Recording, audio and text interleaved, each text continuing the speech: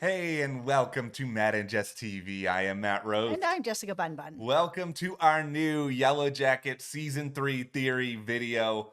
Who wants to talk about bears? Okay, I'll be honest from the get-go. I like bears. I like talking about bears, but I especially like it in the context of this show, symbolism, and what is going on in particular with Lottie. Now, I know that there is a big association between Lottie and bears already because of what happened with Lottie and the bear back in season 1, where she takes the bear out.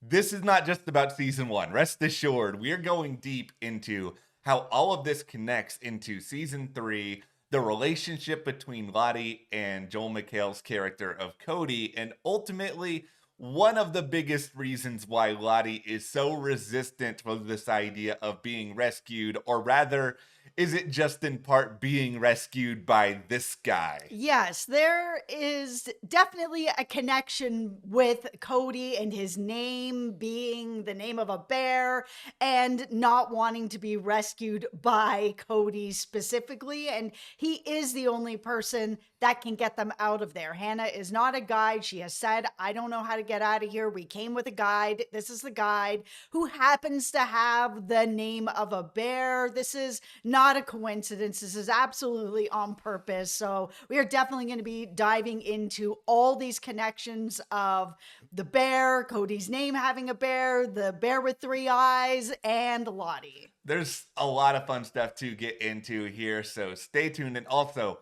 be sure to hit that subscribe button because we are going to be here through all the rest of Yellowjackets with reviews, previews, theories. The Last of Us is also coming very, very soon, and if you guys have Showtime and you're like, oh, what's coming up next on Showtime? We will be doing Dexter Resurrection, by the way, premiering this summer, and literally just minutes before recording this, by the way, Dexter Original Sin renewed for a second season. That was a really fun show. If you didn't give it a chance, you should definitely give it a chance. I know that it was kind of difficult when it first came out. It's like nobody but Michael C. Hall is Dexter, but Patrick Gibson does such a good job as Dexter. So give that a try. Also follow us over on our Patreon for more Yellowjackets content, as well as The Pit, which is airing on Max. We are doing reviews over there exclusively. It's the only place you can get those videos. We are also covering Bosch Legacy over there. It is in its final season. So thank you so much to everyone who has joined our Patreon. It helps us tremendously here at the channel. Thank you guys. We really, really appreciate that. And now, first and foremost, let's go back to season 1 for a moment and the very end of that season. All right. Beep, bop, bop, bop, boop. Okay, we are in the past. Lottie just killed a bear. Oh my goodness. Okay, no, like this was a big moment back in season 1 and it happened. It's important to remember though, of course, this bear was sick. This was not a bear that was operating at full strength by any means. Yeah, this bear just came into the camp and basically laid down in front of her. And there are lots of theories, especially the mining theory that's out there that, you know, they've been drinking contaminated water and that they are getting sick and that the bear has been drinking from the same source. Like, I get why the mining theory is out there. And if you're really looking for a scientific explanation, like, yeah, sure, that makes a certain element of sense. It's just also, we're in season 3 now. I kind of feel like if they're going to go in that direction, they need to actually do it sooner rather than later. They can't just be like, oh, there's a mine like 2 minutes before getting rescued. And we're supposed to be like, oh, that's really satisfying now. But like, I know that there's the mining explanation for the bear out there. But the way that I'm kind of looking at it instead, symbolically here, is that the sick bear represents this idea of someone who is a part of the wilderness, and in this case, because of the sickness, just really doesn't belong there anymore. And that's kind of similar in a way to Lottie, where she doesn't really belong in the wilderness. She's not from there, and yet here she is trying to find her own way to survive. I mean, her prognosis, when you think about it as a human in this wilderness, is not that much better than a sick bear in the woods. Now, we can obviously look at this bear as sick, but if we kind of look big picture here, what is the thing we really associate with bears more than anything else? They're threats. They are creatures who will tear you up, rip you apart, every single thing under the sun. And so we should be looking at Lottie at this point not only as a bear trying to find her way within the wilderness, but also still a threat. We have seen exactly what it is she's capable of doing. Yeah, I mean, she killed Edwin right away, Yeah, and it was pretty surprising to everybody there at camp that she just straight that was her way of dealing with it right away was to kill somebody, yeah. and she is absolutely a threat. And now that she is in this position where she's like, "No, I'm not leaving. I'm staying." Other people are deciding to do that as well. Shauna's like, "No, nobody's leaving." And we'll get into that. But it's really about Lottie making a stand that she feels that she needs to stay here, that the person that is going to lead them out, who has the name of a bear, is not the way. No, and there's so many different reasons why she may be able to know that, recognize that with Lottie and the other Yellowjackets, sort of like a mama bear will protect their cubs by any means necessary. It's the same thing when Kodi shows up. Lottie is just like immediately, oh, this is a threat. Now she doesn't exactly know who exactly is the biggest threat in that moment. Like she's not, I don't think Lottie is purely clairvoyant. I think she has essences of clairvoyance. There's a hint of spirituality about her, but it's sort of she has a She also series. just has a gut feeling. She has a gut feeling and she has a series of awakenings. And this does bring us to another moment in season 3 where we see Aquila has this vision of this weird, almost like stop motion, cartoonish bear at some point, and we have this third eye come up. And I don't think it's really a coincidence at all that all of this happens before Lottie starts to have visions again or before Kodi ends up showing up. So it's sort of hinting at this idea that, okay, the bear in Lottie is reawakening a little bit. The third eye is coming out. So this idea of foresight is about to become prevalent. So it is basically Aquila actually getting a warning Mhm. that the bear, the threat is coming, but because she's Gila, she's not Lottie, like she can't actually really analyze like what exactly this is. Yeah, which is why she has been working closely with Lottie. I know Travis has come forward and been like, "Oh yeah, I just made that up because I didn't want to eat mushrooms anymore. Now you're the chosen one." But it does feel like Aquila really does have something, whether it is instinct or Yeah. gut feelings or it's the mining theory, whatever it is, something is happening to her where she is seeing this. And Lottie does feel like she is the person, at least for herself, feels like she is the person who is able to kind of decipher what is going on. Yeah. Because the biggest question I think we all have is Kodi actually going to lead them to safety? And I think the answer is just no. I don't think he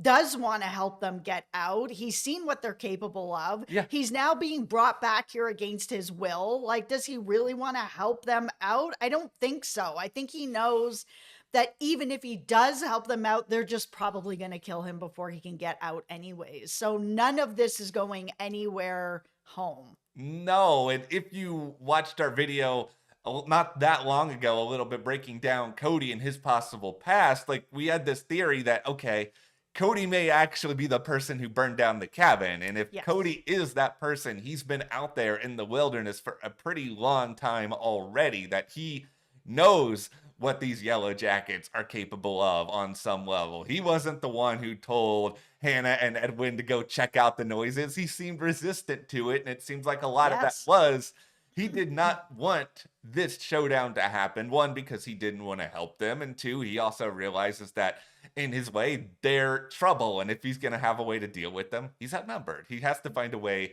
to do this discreetly. But because lo and behold, they have all reunited in this old really weird way. And I say reunited because I think Kodi's been around them already.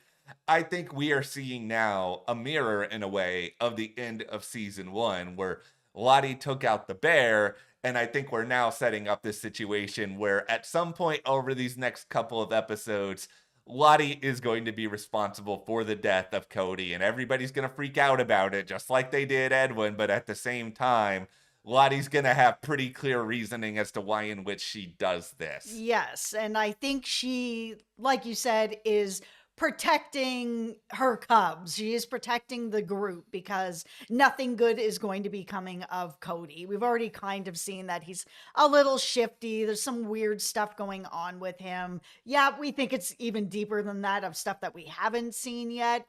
But Lottie does have this feeling that them coming into this camp, nothing good is coming from it.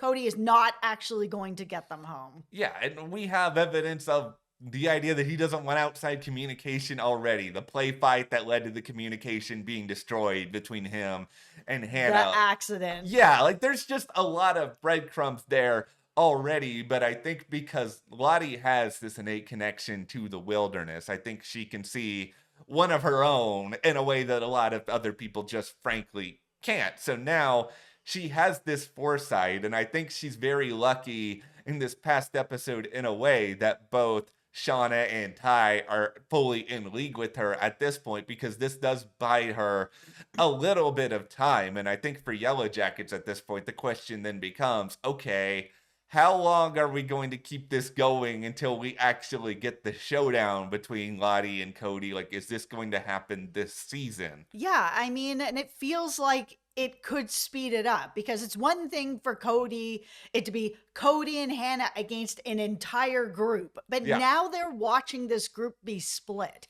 where there are 3 people who are like, no, we're not going to go. And the rest of them at this point that are like, okay, well, we need to protect Kodi and Hannah, especially Kodi, because we need to get out of here. Yeah.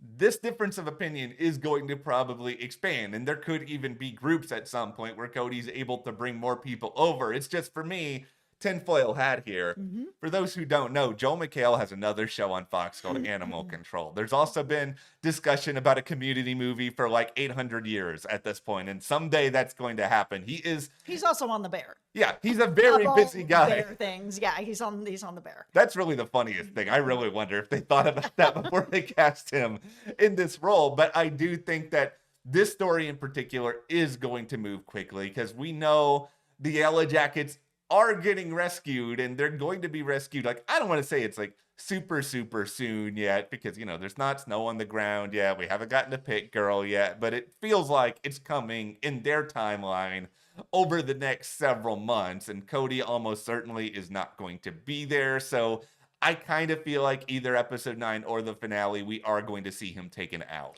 Yeah, Joel is busy. And also, I don't know how much more story they would have if they kept him around. I'm not sure. Besides being the guy to get out, Yeah. him sort of being around camp doesn't feel like it's going to be part of their story. I don't think that he's going to be the person to rescue them, and he needs to be gone, dead, off the planet, to make sure that those girls are still stuck there for another winter at least. Yeah, they have to at least be there long enough, to the extent that Jen and Melissa end up bonding with Hannah a little bit more. Right. And it's hard to envision that, I was about to call him Joel, that Kodi, Good old Joel. somebody who Lottie believes is very, very much this big threat, this bear is going to come in and wreck everything, that he's going to be allowed to stay there for a really long time. Now, I know that the big question that's born out of all of this is that, like, okay, if the Yellowjackets are staying there for a while because they don't have any choice, especially if Lottie ends up killing Kodi, and then she's just like, oh, what are we going to do now? Like, how do they get rescued? I do still think that Hannah is a part of it to some extent. Like, she's not a guide, obviously, but she went through some of this. She might have some element of memory, but beyond all that, like, my question then becomes, can you find a way to fix some of the equipment that she has? Like, is there a way to still use her in order to make it so that she's eventually found? Or is it just that if you find a way to get rid of the threat and just then, bare pun intended here, hibernate for a little while, stay alive through the winter? The research center that Hannah was at, like, they kind of have a rough idea as to where she was kind of going, right? Like, they might be able to send someone to look. Yeah, it feels like if the 3 of them don't come back, especially Hannah and Edwin, that at some point someone is going to come looking for them. Like the Yellowjackets have been told that,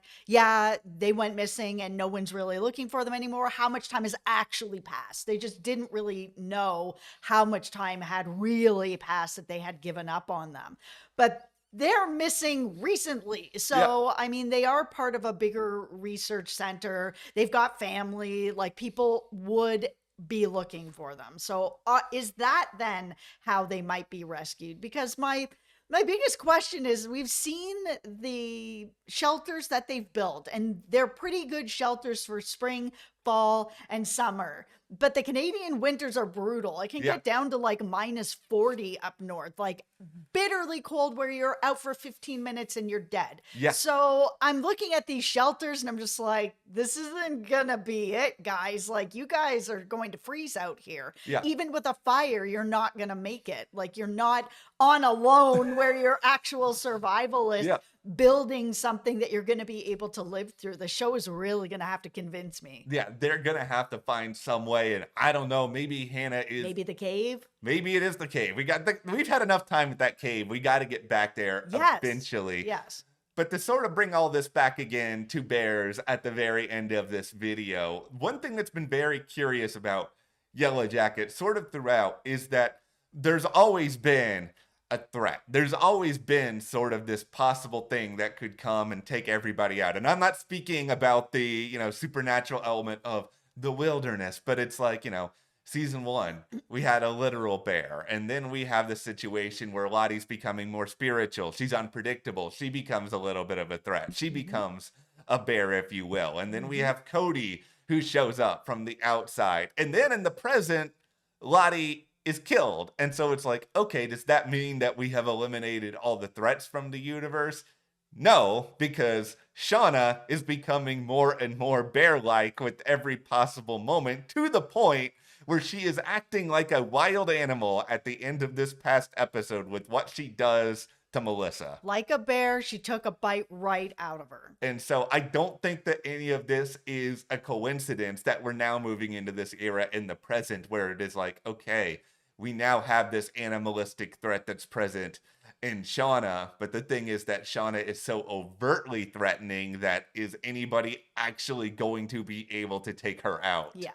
But that's where we are with Yellow Jackets and bears at this particular moment. But do you guys think that there is something more to this idea of bears being representative in this world? Do you think that Lottie is actually going to be the one to take out Kodi? Is she going to convince one of her minions to do it? Let us know in the comments, and also hit that subscribe button so you don't miss any of our other Yellow Jackets coverage. The Last of Us Season 2 premiering very soon. We're so excited. We don't want you guys to miss that. Yeah. And you can support us further by joining our Patreon. We have that link in the description. We're covering there exclusively in video form, The Pit, and also Bosch Legacy. Thank you so much. We'll see you here next time.